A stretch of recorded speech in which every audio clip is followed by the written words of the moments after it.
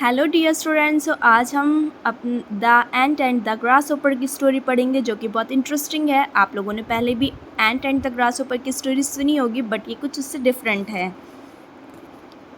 इसके जो ऑथर हैं उसके बारे में हम कुछ जानते हैं। इनके ऑथर का नाम है W.S. मुगम। W.S. मुगम was born in 1871. He was a good novelist and writer. He took interest in Hindi philosophy and he died in 1965. उनका जन्म 1971 में हुआ। वो बहुत अच्छे नॉवलिस्ट थे और राइटर भी थे। उनका जो इंटरेस्ट था वो हिंदू फ़िलॉसफी में था और वो 1965 में ये दुनिया छोड़कर चले गए। अब हम स्टोरी के बारे में जानते हैं। स्टोरी में राइटर बोल रहे हैं, जब मैं छोटा था, when I was a very small boy, I was made to learn by heart certain of the fable of La Fontaine, and the moral of each was carefully explained to me.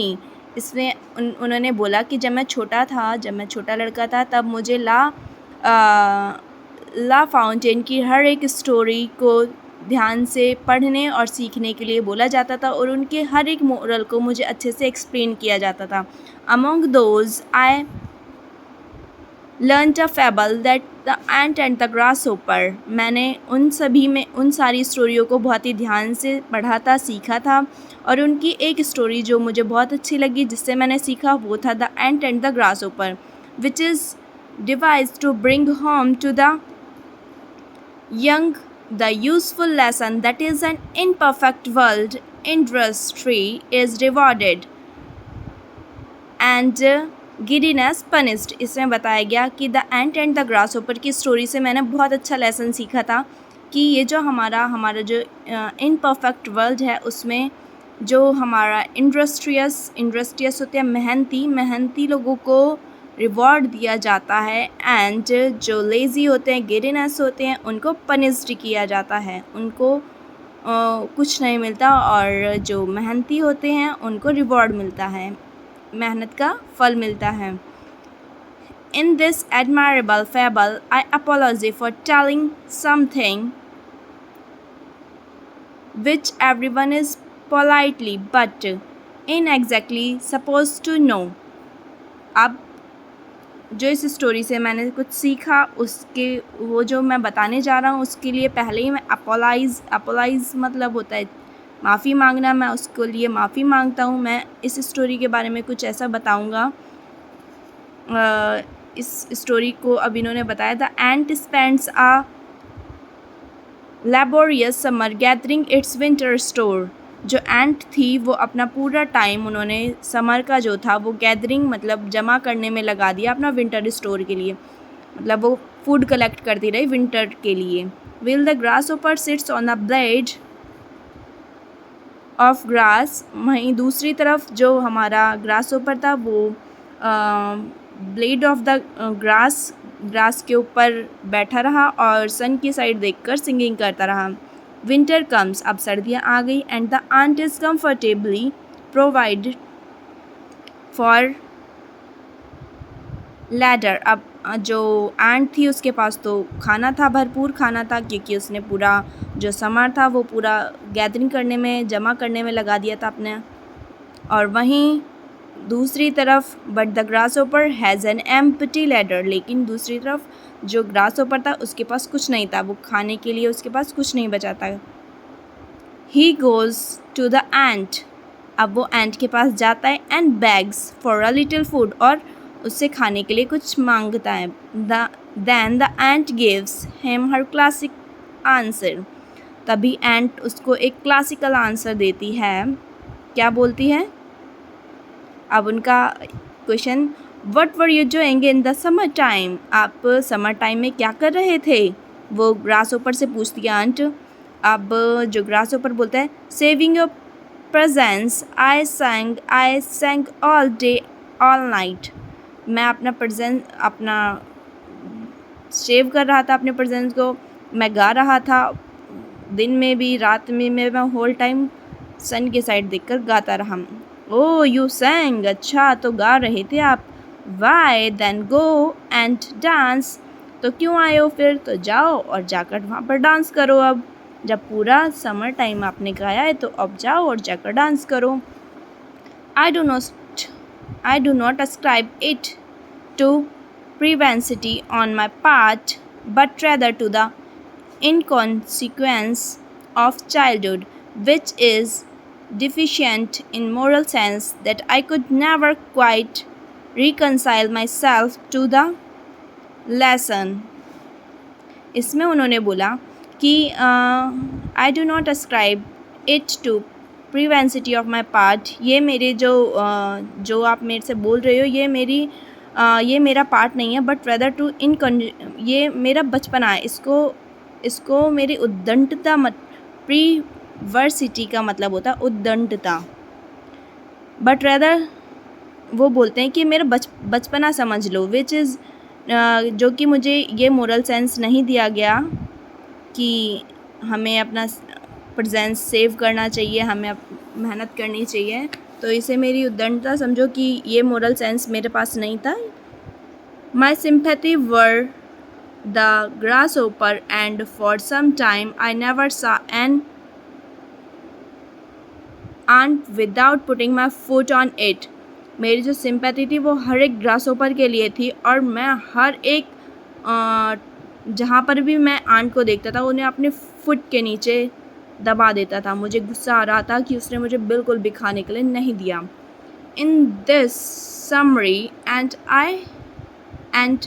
As I have discovered since entirely human fashion, I sought to express my disapproval of the prejudice and common sense। अब इसे मेरा common sense समझ लो। तो इसमें उन्होंने बताया I could not help thinking of this fable when other day I saw George Ramsay lunching by himself in a restaurant। अब वो बोलते हैं कि मेरे को वो जब भी मैं ऐसा सोचता हूँ तो मुझे वो स्टोरी याद आ जाती है, मेरे माइंड के अंदर वो स्टोरी याद आ जाती है जब मैंने देखा था व्हेन द अदर डे, एक दिन आई सा जॉर्ज रामसे को लंचिंग बाय हिमसेल्फ ना, जब वो जॉर्ज रामसे अपने आप लंच कर रहे थे रेस्टोरेंट में अकेले बैठकर। आई नेवर सा anyone wear an expression of such deep gloom। He was staring into space। He looked as though the burden of the whole world sat on his shoulder। जब वो अकेले बैठे हुए थे तो वो बिल्कुल ऐसा मतलब इतना निराश, इतना गुस्से में दिखाई दे रहे थे, बहुत ही इससे पहले मैंने ऐसा किसी को नहीं देखा था। वो एक ही जगह पर देखे जा रहे थे और ऐसा लग रहा था, उन्हें देखकर ऐसा लग रहा था कि जैसे through the burden of the मतलब पूरे संसार का जो बर्डन है वो उन्हीं के कंधों पर आकर रखा हुआ है। I was sorry for him, मैं उनके लिए बहुत दुखी था, मैं बहुत I suspected at once that his unfortunate brother had been causing trouble again। मैं उन्हें देखकर ऐसा लग रहा था कि उनके जो ब्रदर हैं उन्होंने अनफॉर्चुनेट ब्रदर हैं, उन्होंने उसके लिए दोबारा से ट्रबल मुसीबत ला दी है। I went up to him, मैं उनके पास गया, एंड आउट माई हैंड, और अपना हाथ उनको दिया। How are you, I asked, मैंने उनसे पूछा कि कैसे हैं आप। I am not in hilarious spirit, he answers, मैं बिल्कुल भी खुश नहीं हूँ। इज़ इट टॉम अगेन, वो बोलते हैं कि क्या टॉम ने दोबारा। ही साइंड, उन्होंने कहा, येस इट्स टॉम अगेन, हाँ टॉम ही है दोबारा। Why don't you check him, तो वो बोलते हैं कि why don't you check him मतलब क्यों नहीं निकाल देते हो, आप उन्हें अपनी ज़िंदगी से क्यों नहीं निकाल देते हो। You have done everything in the world for him, आपने उन संसार में उनके लिए सब कुछ किया। You must know by now that he quite hopeless, जब आपको अब पता चल चुका है कि वो बिल्कुल होपलेस हैं, आप उनके लिए इतना सब कुछ कर देते हो, इतना सब कुछ कर चुके हो, तो आप उन्हें अपनी लाइफ से क्यों नहीं निकाल देते हो? I suppose every family has a black ship, मैं जानता हूँ कि मैं समझता हूँ हर एक फैमिली में एक ब्लैक शिप ज़रूर होता है। ब्लैक शिप जो कि चाइल्डहुड मतलब जिसमें बचपना होता है, जो कि बहुत आवारा होता है, बहुत ही बनाना दे, हर एक फैमिली में एक ब्लैक शिप ज़रूर होता है। Tom had been a sure trial to him for 20 years. Tom को 20 साल हो चुके थे, उसको सुधार मतलब जॉर्ज को 20 साल हो चुके थे टॉम वो सोचते थे कि सुधर जाए, but he had begun life decently enough, वो अपनी लाइफ को डिसेंटली अच्छे से चलाने लगे। He went into business, उन्होंने उनके लिए बिजनेस बनाया, उनकी शादी हुई, एंड हैड 2 चिल्ड्रन, और उनके 2 बच्चे थे। They were perfectly respectable people, जो रामसे फैमिली थी वो बहुत ही रिस्पेक्टेबल फैमिली थी। And there was every reason to suppose that Tom Ramsay would leave a useful and honourable career, इसीलिए वो उसको लीव नहीं करना चाहते थे, इसीलिए उन्होंने उनको अच्छा करियर दिया, अच्छी वाइफ, 2 बच्चे हो गए उनके। But one day without warning, लेकिन एक दिन without warning he announce that, उन्होंने जो टॉम थे उन्होंने अनाउंस कर दिया he did not like work, कि उन्हें काम बिल्कुल नहीं पसंद है, and he was not suited for marriage, और उनको ये शादी भी नहीं पसंद है। ही वॉन्टेड इन्जॉय हिमसेल्फ, वो इन्जॉय करना चाहते हैं बस अपने आप में। He would listen no expostulations. He left his wife and his office. वो किसी का भी रिप्लाई नहीं चाहते थे, वो चाहते थे जो उन्होंने अनाउंस कर दिया उसका कोई भी प्रत्युत्तर ना आए, एंड उन्होंने अपनी वाइफ को और उस ऑफिस को छोड़ दिया। He had a little money, और उनके पास जो लिटिल मनी थी, and he spend 2 happy years in various Capitals Europe, उन्होंने जो उनके पास जो भी पैसे थे उन्होंने उसी से 2 साल मज़े से बिताए अलग अलग कंट्रीज़ में यूरोप की। र्यूमर्स ऑफ हिज डूइंग, अब उनके बारे में अफवाहें चलने लगी, र्यूमर्स होती है अफवाहें। Reached his relatives from time to time, जो उनकी अफवाहें थी वो टाइम टू टाइम घर पर आती रहती थी। दे वर प्रोफाउंडली शॉक्ड, वो बहुत शॉक्ड थे। He certainly had a very good time, कि वो कितने मज़े से अपना समय व्यतीत कर रहे हैं। दे shook their heads and asked what would happen when his money was spent, अब जब उसके बिल्कुल सारे पैसे उनके ख़त्म हो जाएंगे तो फिर वो क्या करेंगे। दे soon find out, वो अब जल्दी ही उसके सारे पैसे ख़त्म हो गए। ही borrowed, फिर उन्होंने क्या करना स्टार्ट कर दिया। ही borrowed, उन्होंने उधार लेना स्टार्ट कर दिया। He was charming and unscrupulous. I have never met anyone whom it was more difficult to refuse a loan. अब उनकी पर्सनैलिटी इतनी अच्छी थी कि वो जिससे भी उधार मांगते थे कि उनको उधार देने से कोई भी मना कर नहीं सकता था। He made a steady income from his friends, उन्होंने अपने फ्रेंड से, and he made friends easily, और वो उनकी पर्सनैलिटी इतनी अच्छी थी कि वो अपने जो फ्रेंड्स थे उनको भी ईज़िली बना लेते थे। But he always said that the money you spend on necessity was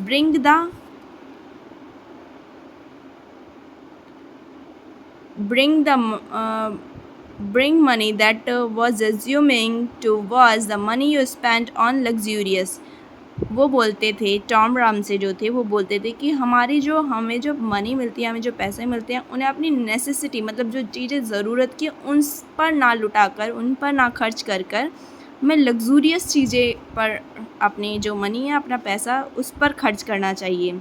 for this he dependent on this brother George. अब वो जो पैसे थे वो किस पर डिपेंड रहते थे हमेशा? जॉर्ज पर, अपने भाई पर। He did not waste his charm on him. George Ramsay जो थे वो अपने ऊपर बिल्कुल खर्च नहीं करते थे, अपने चार्म के ऊपर बिल्कुल खर्च नहीं करते थे। George was a serious man and insensible to such enticement. George was a respectable, George बहुत ही रिस्पेक्टेबल थे, वो किसी से उधार नहीं लेते थे। वंस और twice he fell to Tom's promise of amendment and gave him considerable sums in order that he might a fresh start। अब जॉर्ज रामसे ने उनको बहुत बार पैसे भी दिए, उन्होंने उनसे वादा किया कि मैं अब अपनी जो लाइफ है वो अच्छे से स्टार्ट करूँगा, एक बिज़नेस स्टार्ट करूँगा। But on this Tom bought a motor car and some very nice jewellery.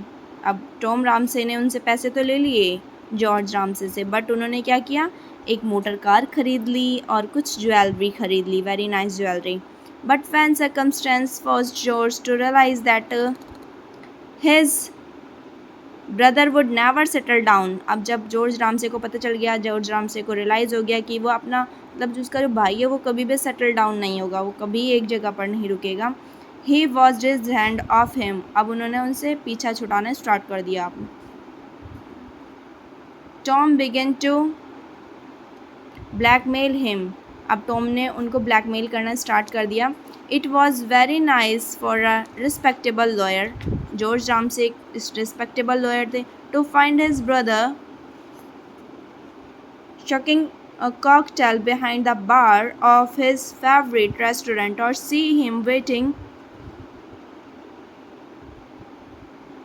a taxi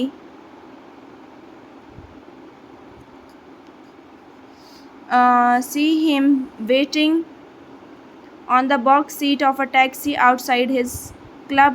Tom said that to serve in a bar or the drive a taxi was perfectly decent occupation, but if George could oblige him with a couple of £100, he did not mind of honor of the family giving it up. अब Tom Ramsay ने उन्हें blackmail कैसे किया, वो एक बार में काम करना स्टार्ट कर दिया, उन्होंने टैक्सी चलाना स्टार्ट कर दिया उस बार में जहाँ पर जॉर्ज रामसे जाया करते थे। उन्होंने देखा कि टॉम रामसे उस बार में काम कर रहे हैं, उनको टैक्सी चला रहे हैं टैक्सी के लिए। तो जॉर्ज रामसे तो रिस्पेक्टेबल लॉयर थे, तो उनको ऐसा देखकर बहुत अच्छा नहीं लगा। Once Tom nearly went to prison, तो उसके लिए जॉर्ज ने उनको कुछ पैसे भी दिए कि अब क्या हुआ। Once Tom nearly went to prison, अब टॉम जो था वो जेल जाने ही वाला था। George was trebly upset. अब जॉर्ज बहुत ज़्यादा दुखी हो गया। He went into the whole discreditable affair. Really, Tom had gone too far. He had been, well, thoughtless and selfish, but he had never before done anything dishonest, by which George meant illegal.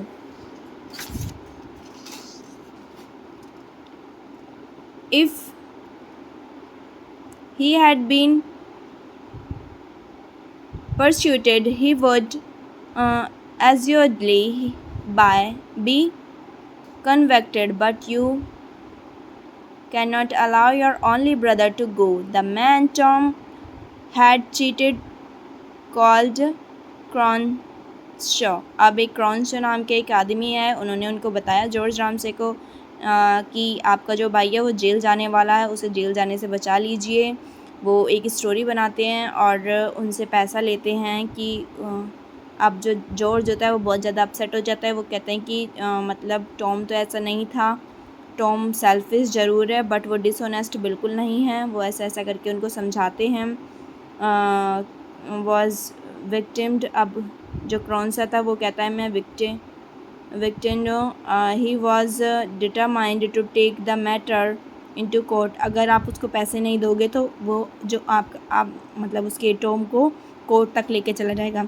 He said Tom was a scoundrel and should he punished. जो क्रॉन्शॉ था वो उसको बोलता है कि वो उसको सज़ा ज़रूर दिलाएगा।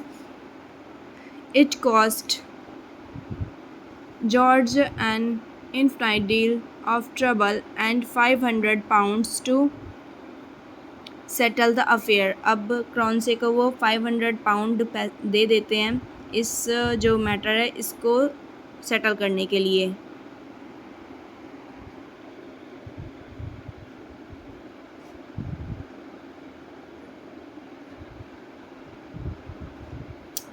I have never seen him in such a rage as when he heard that Tom and क्रॉन्शॉ had gone off together to Monte Carlo।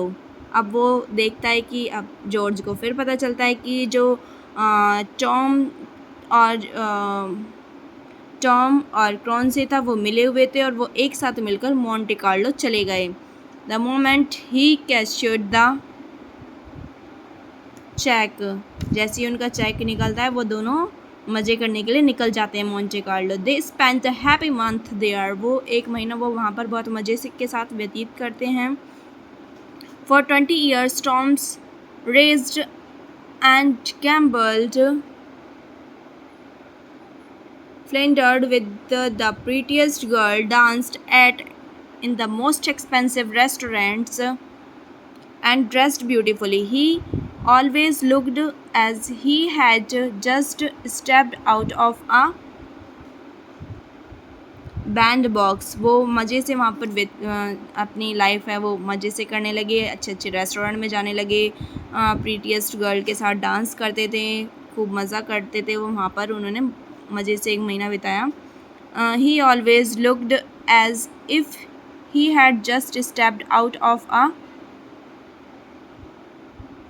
35। He was most assuming companion and thought he was perfectly worthless. You could not but enjoy his society. He had high spirits and unfailing on me for the necessities of his existence। वो बोलते थे कि मतलब वो अपनी जो उनके साथ कोई भी होता था ना वो उनके साथ बड़ा मज़ा इंजॉय करता था। उनकी जो सोसाइटी थी वो बहुत मज़ेदार थी, उनके साथ रहना बहुत इंजॉयबल था। He had a high spirit, उनके अंदर एक अलग ही स्पिरिट थी, अलग ही चीज़ थी कि वो जो भी उनके साथ रहता था वो बहुत खुश रहता था। I never lent him £50 without feeling that I was in his डेब्ट। मतलब उन पर मेरा पहले से ही कर्ज था, लेकिन तब भी जब भी वो मांगते थे मेरे को देना होता था, दे देता था उनको। Tom Ramsay new everyone and everyone new Tom Ramsay, मतलब टॉम रामसे को हर एक लोग जानते थे कि वह कैसा है। You could not approve of him but you could not help liking him. मतलब उनको सबको पता होने के बाद भी कोई ऐसा नहीं होता था कि उनकी कोई हेल्प ना कर सके। Poor George, only a year older than his scapegrace brother, looked 60। मतलब जो जॉर्ज था वो अपने भाई से 1 ही साल छोटा था, लेकिन जो टॉम रामसे थे वो 35 के लगते थे और जो जॉर्ज थे वो 60 ईयर्स के लगने लगे थे अभी से ही। looked 60 के लगने लगे थे. He had never taken more than a fortnight holiday in the year for a quarter of the century. He was in office every morning at 9:30 and never left it till 6. मतलब वो 9:30 करीब morning में चले जाते थे और 6 बजे घर पर आते थे. He was ऑनेस्ट, बहुत ईमानदार थे. इंडस्ट्रियस, मेहनती थे. And worthy, he was a good life, उनकी बहुत अच्छी लाइफ थी. To home he had never been unfaithful even in thoughts, मतलब वो अपने सोच में भी किसी का बुरा नहीं सोचते थे. For daughter to home he was the best father, 4 बेटे थे उनके जिनके वो बहुत अच्छे पिता थे. He made a point of saving a third of his income, and his plan was retire at 55 to a little house in country. मतलब 55 की एज पर वो रिटायर हुए. उनके पास एक छोटा सा घर था उस कंट्री में. where he proposed to cultivate his garden, जहाँ पर वो उनका गार्डन था, वो वहाँ पर कल्टीवेशन करते थे. एंड प्ले गोल्फ, और गोल्फ खेलते थे. हिज लाइफ वॉज ब्लेमलेस, मतलब उनकी लाइफ जो थी वो ब्लेमलेस थी, उन पर कोई भी ब्लेम नहीं कर सकता. He was glad growing old too, वो खुश थे अपने बुढ़ापे से. अपना वो बड़े हो रहे थे, वो उस चीज़ को नकारते नहीं थे, वो खुश थे उस चीज़ से. He rubbed his hand and said, उन्होंने अपने हाथों को रब किया और कहा. It was all very well, अब बहुत ही सब कुछ सही चल रहा था. When Tom was young and good looking, अब जब टॉम यंग था, बहुत सुंदर था. But he only a year younger than I am, वो मेरे से सिर्फ 1 ही साल छोटा है. In 4 years he will be 50, 4 साल के बाद वो 50 का हो जाएगा. And he want find life so easy them, फिर उसके लिए जो उसकी ज़िंदगी होगी बिल्कुल भी अच्छी नहीं होगी, आसान नहीं रहेगी, क्योंकि अभी तो वो कुछ भी नहीं कमा रहा है, बस मज़े से अपनी ज़िंदगी काट रहा है. आई शैल हैव 30,000 pounds, उस टाइम मेरे पास 30,000 pounds होंगे. By the time I am 50, जब मैं 50 साल का होऊंगा मेरे पास तो 30,000 pounds होंगे, बट उसके पास कुछ नहीं रहेगा. For 25 years, I have said that Tom would end in the gutter. अब वो कह रहे हैं कि अब उस टाइम तक वो बिल्कुल गड्ढे में चला जाएगा, बेकार हो जाएगा बिल्कुल, अब उसके पास कुछ नहीं रहेगा. And we shall see how likes that, फिर मैं देखूँगा कि वो कैसा देखेगा. We shall see if it really pays best to work or be idle. फिर मैं देखूँगा कि उसकी जो जितना भी ये काम वो जो नहीं कर रहा है, वो जो उसकी बिल्कुल भी मेहनत नहीं करता है, उसका इनाम उसको कैसे मिलेगा. पुअर जॉर्ज, अब गरीब जॉर्ज. आई सिंपथाइज्ड विद हिम, मैं उसके लिए सिंपथाइज करता हूँ. वो सिंपथाइज क्यों कर रहे हैं, क्योंकि अभी आपको पता चलेगा. आई wandered now as I down beside him with infamous thing Tom had done. George was evidently very much upset. अब जो हुआ, जो एक मतलब बहुत ही आश्चर्य वाली घटना हुई, वो क्या थी जिसके कारण जॉर्ज भी दुखी हो गया, वो थी. Do you know what happen now, कि अब वो बोल रहे हैं, जो जॉर्ज हैं वो बोल रहे हैं, आपको पता है अब क्या हुआ. ही आस्क्ड मी, उन्होंने मुझसे पूछा. I was prepared for the roast, मैंने टॉम के लिए बहुत ही बेकार सोचा, मतलब वो अपनी पूरी ज़िंदगी कैसे काटेगा, बहुत बेकार हो जाएगी उसकी ज़िंदगी. आई wandered if Tom had got into the hand of the police at last, मतलब मैंने सोचा था कि उसको पुलिस ले जाएगी, वो अपना पूरे टाइम ज़िंदगी अपना जेल में काटेगा, बिल्कुल बेकार होगा उसके साथ. जॉर्ज को hardly bring him to speak, मतलब वो ऐसा बोल रहे थे. You are not going to deny that all my life have been hard working, मतलब मैंने पूरी ज़िंदगी अपनी हार्ड वर्क के साथ बिता दी। Decent, respectable and straightforward, मतलब मैं बिल्कुल सीधा साफ सुथरा एकदम अच्छा इंसान बन के काटा मैंने पूरी ज़िंदगी। After a life of industry and thrift I can look forward to retiring on a small income in guilt as